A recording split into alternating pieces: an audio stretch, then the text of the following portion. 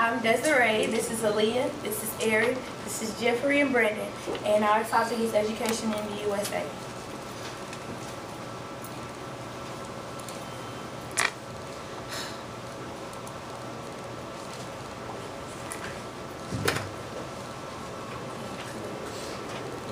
Okay, the significance of education. Not only is education significant and essential for learning just the things around you, but it's important to have a job and to have career opportunities. And most jobs nowadays, you have to be well educated and have a college degree. And the topic of education has been debated for many years. Some believe that education is only essential to life, and some people only believe that it's essential for just gaining knowledge. With education, there's more than one problem. The major problem with education is the legal dropout rate being the age of 16. Most people debate this problem because everything that you have to do, most legal requirements are at 18. Voting, being able to drink, owning a gun. So why is it that 16 you're allowed to drop out of school, still living in your parents' house? That's one problem. And another problem is money being sent out to public schools and private schools. And the government needs to, basically people are saying that the government needs to reevaluate the education policy. And 50 million Americans, about 6% of the population, are in public schooling, and 20 million are in higher learning.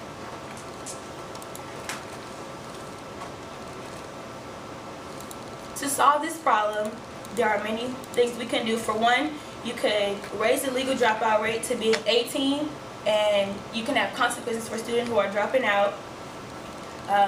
Another way to solve this problem is having a high school diploma weigh more than a GED. Because right now a GED weighs more than a high school diploma. And to get a GED, you can literally sit at a desk, and take a test for 3 to 4 hours and score below 60%, while a student in high school has to wait 4 whole years and complete a test. And they just don't equal. It's not fair at all. And they believe that students should have school year-round instead of taking breaks, because over summer breaks and spring breaks, students tend to lose the information that they've already learned. So when they go back to school, instead of learning new information, they get retaught the same thing over and over again. This is just a chart on statistics of education, students in the urban, suburban, and rural areas for high school and degrees in college. And of all 4th grades in the U.S., only 1/3 of them are able to read proficiently. These are just some more statistics. Every year, 1.2 million students drop out of school, so that's 7,000 dropouts every day. The U.S. ranked 12th among 36 industrialized countries, representatives of adults who are 25 to 34 years old with a college degree. Okay, this is what we invest in education in the whole USA. The federal government spends approximately $72 billion on education, and approximately defense spending is $600 billion. According to DOE, Department of Energy, the annual spending on education is just over $68 billion. But education isn't primarily the state's responsibility, also the government's responsibility.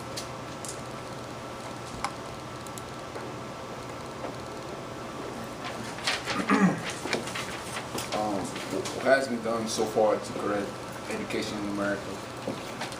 It has been corrected through different things. For example, like Youth Frontiers is a non-profit organization that partners with schools to build positive communities where students thrive socially, emotionally, and academically. Their vision is to change the way kids treat each other in every hallway, lunchline, and classroom of every school in America. This program helps to stop leadership. Education in America also has a program called the Campaign. It was founded in 2004 to serve as a civic learning, communities, public, and policymaker advocacy arm. It operates on 2 advocacy tracks, the national and state.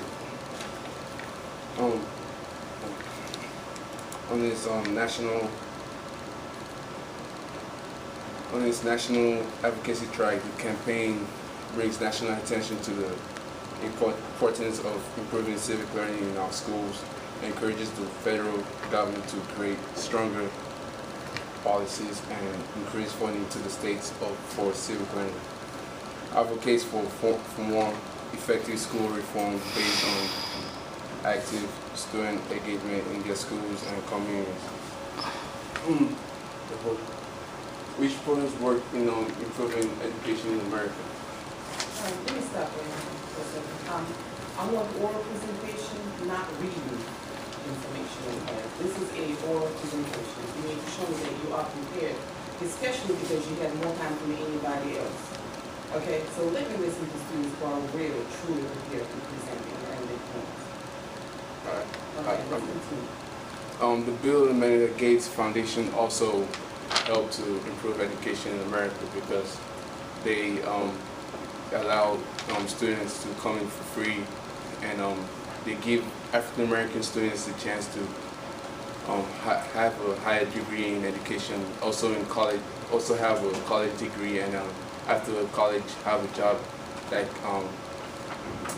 can help them in the future. Which programs didn't work in improving education in America? The STEM education didn't work because many federally funded programs didn't stop working because it didn't boost the student achievement in schools. Also, the president has made providing a complete education for all Americans for the top priority. The White House initiative on educational excellence for African Americans will work across federal agencies and with partners and communities nationwide to produce a more effective education programs for everyone, especially African Americans too.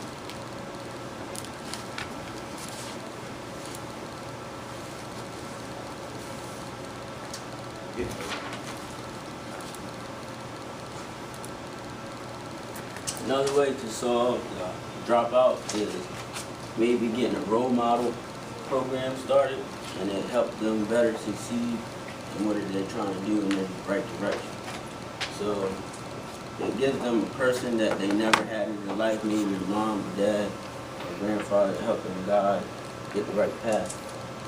And this program will work because it helps you listen to a person that's high up and succeeding in life, and while them listening, they can list goals, discuss, and plan to achieve goals.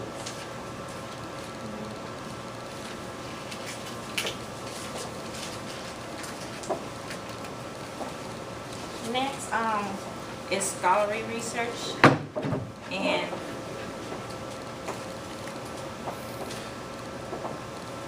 I did a research on an article by a principal, David Eagle, at Squallen High School. It's like a real life kind of, because he went through a court case how there was discrimination in races and students.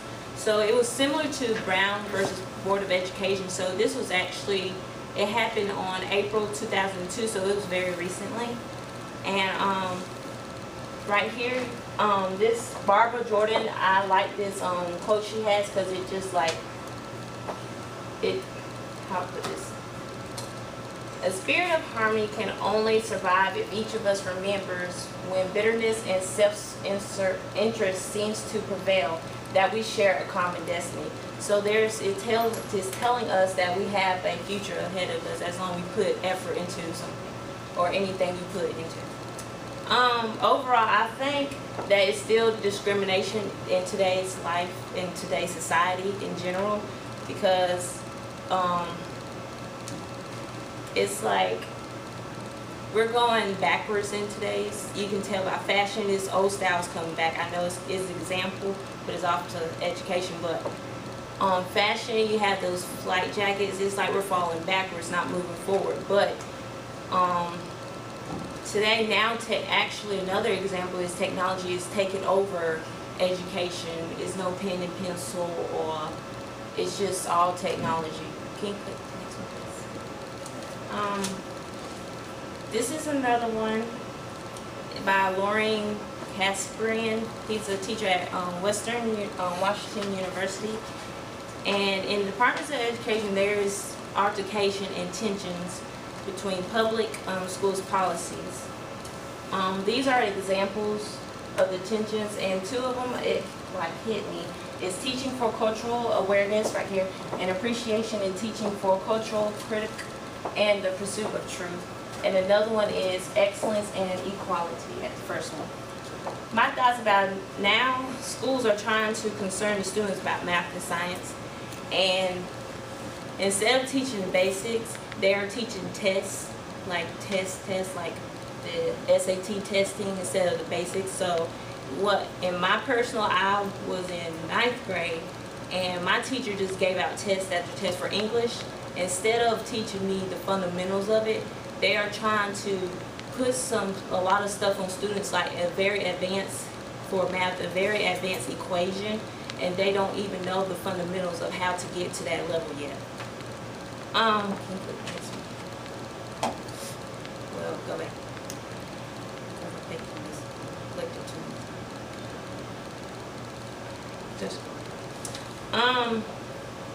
There was another one by PB, public-based learning, and it's argues about how important it is.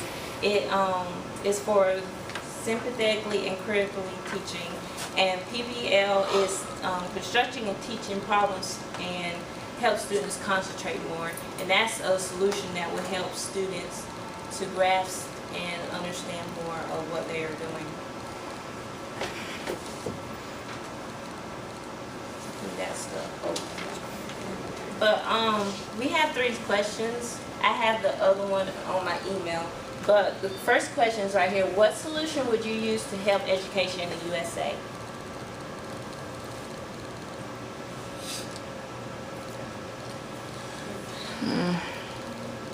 Well, in my high school, I was actually kind of involved in a PBL, project-based learning environment. And basically what it did was it kind of set up different problem-based or different areas where you can debate or discuss topics. And it really kind of helped, like you normally work within a team, and it really helped to establish like, oh, this is what we're learning, this is a grading criteria. And you worked with your teammates to conquer the problem and present a topic in an orderly and fashionable manner. And it really helped me because if you're not a good test taker, the project will help kind of pull up your grade a little bit. And that's a really good opportunity. And I mean, we were also taught the fundamentals along PBL, so it was kind of a hard kind of establishing between, you know, actually committing to the curriculum and then committing to the PBL program. But since my class was like the first class to go through, we had like kind of like some problems, but we were able to figure it out. So I mean, I think it's a really good program to implement because it really helps, because you're able to focus on the issues and resolve the issues and create this presentation or create this product. So Studies do say that it's more efficient in students, and it helps them focus more. Yeah. Like you said, with the test taking and actually teaching the fundamentals, I think some teachers don't teach it. They just give test after test after test.